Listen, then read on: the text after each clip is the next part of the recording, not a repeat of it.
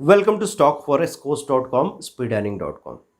दोस्तों, आजकल एक नया शब्द बजिंग वर्ड है, वो है फाइनेंशियल फ्रीडम या फाइनेंशियल रिटायरमेंट। हर एक आदमी पैसे की इस जद्दोजहद से, दौड़ से छुटकारा चाहता है। देखो, एक समय ऐसा था जब लोग गिनती के पीछे ही भागते रहते थे। अभी भी मैं ये कहता हूँ कि किसी इंसान ने अगर बहुत ज़्यादा पैसा नहीं बनाया है तो उसको पैसा ऐसा लगता है कि बस जितना आ जाए उतना मज़ा आएगा। लेकिन धीरे-धीरे अभी जो नई जनरेशन आ रही है, जो सच में लाइफ़ की क्वालिटी की कदर करती है, नए-नए एक्सपीरियंसेस की कदर करती है, अपनी फीलिंग्स और इमोशंस की कदर करती है, वो चाह रहे हैं कि वो ज़िंदगी को बहुत बेहतरीन तरीके से एन्जॉय करके यहाँ से विदा लें।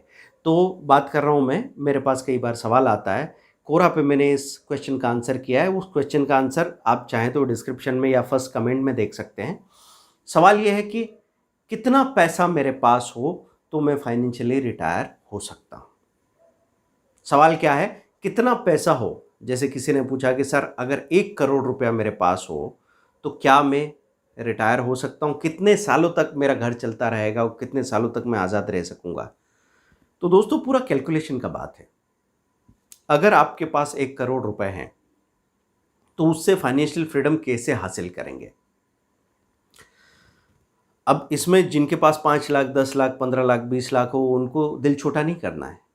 क्योंकि उनको हम ये बता ही रहे हैं कि 5 लाख को धीरे-धीरे, उस वक़्त आपके पास जब पैसा कम है, तो थोड़ी मेहनत और थोड़ा नॉलेज ज़्यादा, सीखना ज़्यादा हो, थोड़ी मेहनत, प्रयोग ज़्यादा हो, धीरे-धीरे अपना रेट ऑफ रिटर्न बढ़ाइए, तो कुछ समय में आपके पास ये कैपिटल आ जाएगी जिससे आप आज़ाद हो सकेंगे। पर हमारे सामने वो विज़ुअलाइज़ेशन होना चाहिए कि जो कुछ भी आप कर रहे हैं, वो क्यों कर रहे हैं? आप कहाँ पहुँचना चाहते हैं? ये बार-बार आपको नज़र आना चाहिए। तो बात मैं ये कर रहा था कि 1 करोड़ रुपए अगर आपके पास हो, तो कैसे होंगे फाइनेंशियली रिटायर? आप क्या करेंगे उसमें से कि हमने एक मोटा-मोटा एक्सपेंसेस का रिकॉर्ड दिया।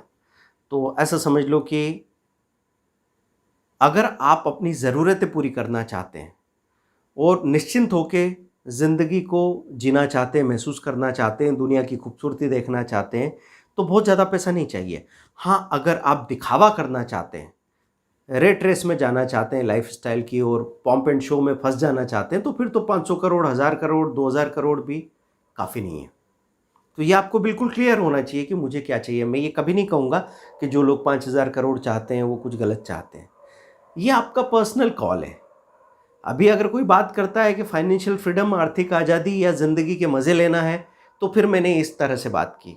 अगर किसी को इसी बात में मज़ा आता हो कि वो एक बड़ा एम्पायर खड़ा करना चाहते हो और 5000 करोड़ के मालिक होना चाहते हो, तो कोई गलती नहीं है। बस ये कहूँगा कि आप जहाँ जाना चाहते हो, जितनी दूर जाना चाहते हो, उस तरह की सवारी लीजिए, उस तरह के वाहन पे सवारी कीजिए। ठीक है? तो यहाँ पे मैं बात कर रहा था 1 करोड़ में से आपने अपने पर्सनल एक्सपेंसेस का एक आइडिया लगाया। मैं भी एक ठीक-ठाक छोटे-मोटे शहर की बात करूँ, तो आप 50-60,000 में अपनी फैमिली को लेके चल सकते हैं। तो इसमें हमने अपने क्वेश्चन के आंसर में ये डिटेल में थोड़ा-सा एक आइडिया दिया भी है कि ऐसे-ऐसे अगर आप एक्सपेंसेस को मैनेज करें तो एक 40 टू 50,000 में मैनेजमेंट हो जाता है खर्चों का। थोड़ा बहुत इमरजेंसी में बढ़ जाएगा तो कभी किसी टाइम में कम हो जाएगा, ये चलता रहेगा। तो मैं मान लूँ कि आपको 4 साल के एक्सपेंसेस के लिए 20 लाख रुपीज़ लगेंगे, वो 20 लाख रुपीज़ आपने अलग रख दिए।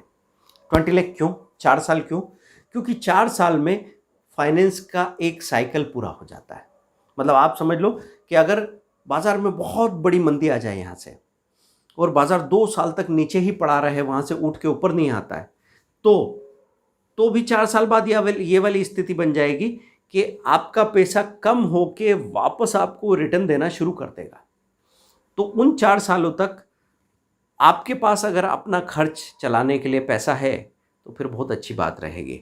अब वो 20 लाख हमने निकाल के रख लिए हैं अलग, तो हाथ में तो नहीं रख लेंगे, उनको भी कहीं लिक्विड फंड में लगा के रखेंगे, शॉर्ट टर्म फंड्स में लगा के रखेंगे, तो वो भी कुछ ना कुछ रिटर्न तो देता ही रहेगा।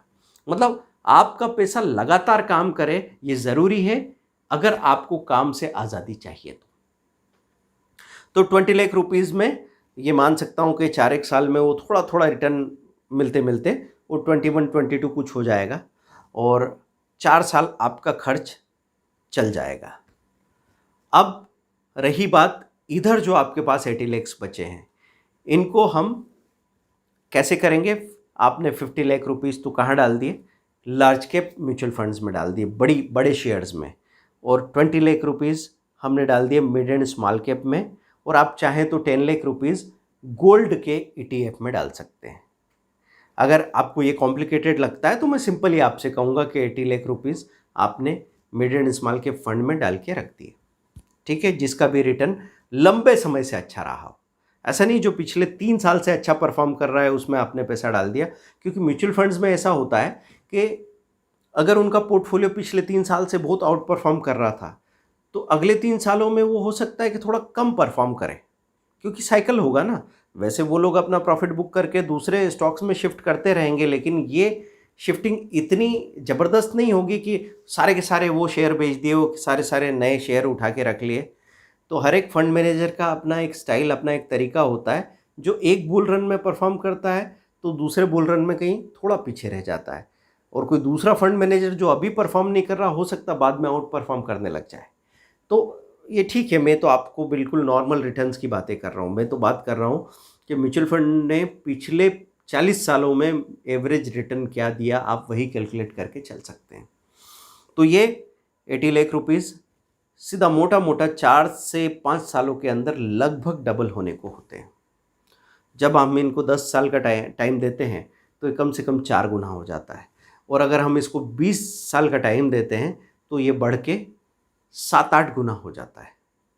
तो अब क्या करेंगे, जब जब मार्केट में बड़ी रैली आएगी तो हम ऊपर का जितना भी सरप्लस बनेगा वो 20-25% निकाल के बाहर कर देंगे। बस एक सिंपल सी बात मैं आपसे कर रहा हूँ कि बाज़ार भाग रहा है और आपने देखा कि अब आपका पोर्टफोलियो 4-5 साल में बढ़ के और आपको नज़र आया कितना हो गया कि वो जो आपने 80 लाख डाले थे वो 1.4 हो गए हैं, तो आपने उसमें से लमसम थोड़ा पैसा बाहर कर दिया। ऐसे आप काम करने वाले हैं ताकि आपको झटके न लगे, क्योंकि ये ही पैसा आपका आधार बनने वाला है, ठीक है।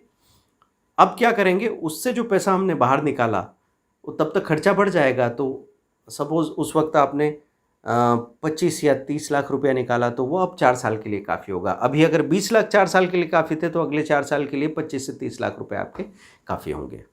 अब इसमें धीरे धीरे आप अपने एक्सपेंसेस को जितना सही मेंटेन करना सीख जाएंगे उतनी ही आपके पास सेविंग भी होने लग जाएगी।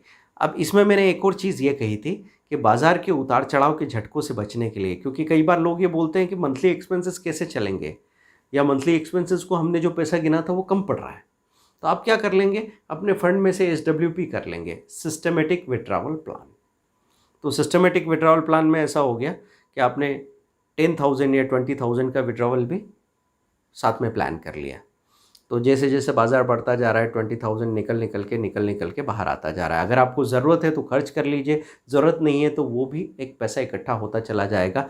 जब जब बाज़ार में डिप आएगा तो वो पैसा आप mid and small cap mutual funds में डालेंगे। अब large cap, mid cap, small cap में क्या फ़र्क है? लार्ज कैप में कम रिस्क कम रिटर्न है, लेकिन मिड एंड स्मॉल कैप में ज़्यादा रिस्क और बहुत ज़्यादा रिटर्न्स है। तो लंबे समय तक अगर मैं अच्छे रिटर्न्स चाहता हूँ तो मैं वहाँ पे अपना पैसा लगा के काम कर रहा हूँ। दोस्तों, इस तरीके से अगर आप काम करते हैं तो इतने फंड में आप हमेशा के लिए आज़ाद हो सकते हैं, और यकीन मानिए कि आपकी ज़िंदगी और बेहतर बनेगी। क्योंकि जब हमारे पास समय होता है तो हम शौकिया कोई भी काम करने जाते हैं, हमारे दिमाग में नए नए आइडियाज़ आते हैं। क्योंकि अगर आपको खौफ नहीं हो, अगर आप तसल्ली में बैठे हैं, तो एक किसी अंडरगारमेंट्स का मुझे वो पंच लाइन याद आता है कि लाइफ में हो आराम तो आइडियाज़ आते हैं। तो अगर आपकी लाइफ में आराम होगा तो आइडियाज़ आएंगे तो आप छोटा मोटा पैसा तो यूँ ही कमा लेंगे। आपको बस इतना समय समझाना चाहता हूँ कि सपोज़ आपका मंथली एक्सपेंसेस हो गया 55,000 या 50,000, और इसमें से आपने हार्डली 2,000 रुपया बचा लिया। 2,000 रुपये कितना होता है? 4%, या 8% आपने किसी तरह बचा लिया प्लान करके। और तरीके क्या क्या हो सकते हैं? तरीके बहुत सारे हैं। आपके किसी आप ऐसे शहर में शिफ्ट हो गए जैसे हिल स्टेशंस पे, धर्मशाला जैसा शहर है जहाँ के लिविंग एक्सपेंसेस थोड़े से कंपैरेटिवली ठीक ठाक है, लेकिन रहने का एक्सपीरियंस बहुत अच्छा है। आप अगर अपने सोसाइटी के जंजाल में नहीं फंसे हुए हैं तो आप अपनी तरीके से जी सकते हो। जब भी हो, ऐसा नहीं कि मैं कहूँगा कि आपको अपना गाँव, शहर या सोसाइटी या अपने रिश्तेदार अच्छे नहीं लगते, लेकिन वो हमेशा अच्छे नहीं लग सकते ना। तो आप जाओ उनके पास, उनके साथ अच्छा वक़्त गुज़ारो, उनसे सचमुच का प्यार करो। क्योंकि मुझे रिश्तेदारी अच्छी तो लगती है, लेकिन मैंने ये चीज़ देखी है कि लोग शादियों में जाते हैं मजबूरी में, कोई चीज़ अटेंड करते हैं, किसी के फ्यूनरल में जाते हैं मजबूरी में, क्योंकि फ़ोर्स्ड हैं वो, उनको ये ऑब्लिगेशन की तरह लगता है। तो ऐसा हो रहा है कि सुबह इसकी मैरिज अटेंड की, शाम को उसकी मैरिज अटेंड की, नमस्ते जी, अच्छा लगा, ये करके निकल जाते हैं। तो जब आमने-सामने हम मिलते ही हैं, तो दिल में प्यार महसूस क्यों नहीं करते? क्योंकि सब लोग दौड़ में लगे हुए हैं, उनको वक़्त की कमी पड़ रही है। तो इसलिए मैं आपसे कहता हूँ कि आप चाहो तो एक दूसरी दुनिया में जा सकते हो, जहाँ पे आपका समय, आपका पैसा आप किसी नई दिशा में लगाओ। मतलब कभी-कभी मुझे ऐसा ख़्याल आया था कि मेरे पेरेंट्स ने अपनी रिश्तेदारी में, है ना? मतलब ये टाउन, वो टाउन, पिताजी का टाउन, माँ का टाउन, मामा का घर, ये वो करते-करते अगर मैं देखूँ तो हो सकता है कि उन्होंने पिछले 50 सालों में 2-3 1 लाख किलोमीटर ट्रैवल कर लिया होगा। इतनी बार में तो वो इसमें हो सकता था 5 बार वो दुनिया का चक्कर लगा लेते। उसमें समय भी लगा, पैसा भी लगा, एनर्जी भी लगी। तो कभी-कभी तो ऐसा हुआ कि वो एग्ज़ॉस्ट भी हुए। लेकिन वही-वही रिपीट करते रहना पड़ता है एक आदमी को अपनी सोसाइटी में। अगर आप उसी को एन्जॉय कर रहे हैं और खुश हैं, तो मैं कहूँगा कोई बुराई नहीं, मस्त रहो। अगर आपको लगता है कि नहीं, आप कुछ और करना चाहते हो, तो कुछ समय ये करके कुछ समय कुछ नया करना, कोई बुरी बात नहीं। तो दोस्तों, 1 करोड़ रुपए में आप ज़िंदगी भर के लिए आज़ाद हो सकते हैं। अगर 5,000 रुपया या 4,000 रुपया बचाया अपने एक्सपेंसेस में, और अगर आप उसकी एसआईपी करके रख देते हैं ना, तो आने वाले 20 सालों में फिर से 2 या 4 करोड़ रुपया इकट्ठा हो जाता है। अगर 2,000 रुपये महीने की बात करूँ, तो वो 2 करोड़ होगा। अगर मैं 5,000 रुपये महीने की बात करूँ, तो 5 करोड़ होगा। तो जितना आप खर्च नहीं करेंगे, आपका पोर्टफोलियो जब जवान हो जाएगा, तो वो इतना पैसा देगा कि आप क्या, आपके बच्चे भी खर्च नहीं कर पाएँगे। तो दोस्तों, ये था मेरे इस सवाल का जवाब। फाइनेंशियल प्लानिंग में आपको क्या करना पड़ेगा? बहुत सारे रिटायरमेंट कैलकुलेटर्स हैं।